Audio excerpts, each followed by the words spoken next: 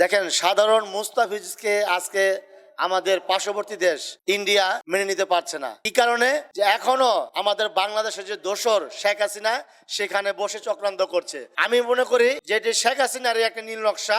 তা না হলে মুস্তাফিজের মতো একজন খেলোয়াড়, নিরপেক্ষ একজন খেলোয়াড়কে কিভাবে আইপিএল থেকে বাদ দেওয়া হয়? যারা ক্রিকেট খেলাকে পছন্দ করেন, আমি আপনাদের কাছে অনুরোধ করব, ভারতের যে আইপিএল আপনারা বয়কট করুন। বাংলাদেশের কোনো চ্যানেল এবং আমি মনে করি বাংলাদেশের কোনো জনগণ এই আইপিএল খেলা দেখা উচিত না। ভারত বলে যে আমরা বন্ধু, কিন্তু অ্যাকচুয়ালি দেখেন, একমাত্র শেখ হাসিনা থাকাকালীন সময়ে বাংলাদেশ থেকে যে পরিমাণ তারা সুযোগ সুবিধা নিয়ে গেছে, স্বাধীনতার পরে কোনো রাষ্ট্র এভাবে নিতে পারে নাই।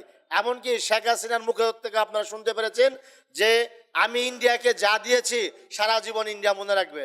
আপনারা চিন্তা করেন যে তাহলে আমাদের এই অবৈধ যে শেখ হাসিনা, খুনি হাসিনা আমাদের বাংলাদেশের মানুষের বাংলাদেশ শাসন করে গিয়েছেন, তা সে কি পরিমাণ ইন্ডিয়াকে দেওয়ার জন্য আল্লাহ পাক তার মুখ দিয়ে কিন্তু স্বীকার করিয়েছেন যে আমি ইন্ডিয়াকে যা দিয়েছি সারা জীবন ইন্ডিয়া মনে রাখবে।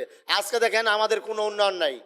কিছুদিন আগে আপনারা জেনেছেন যে একটি বিমান, একজন যাত্রী অসুস্থ ইন্ডিয়ার বর্ডারের কাছাকাছি, তখন ওই প্লেনের পাইলট ইন্ডিয়ার যে বিমানবন্দর ছিল সেখানে তারা ইনফরমেশন দিছে যে একজন অসুস্থ, তার সে স্ট্রোক করছে, আমরা এখানে আপনার এই এয়ারপোর্টে আমরা তাকে প্লেনটি ল্যান্ড করব।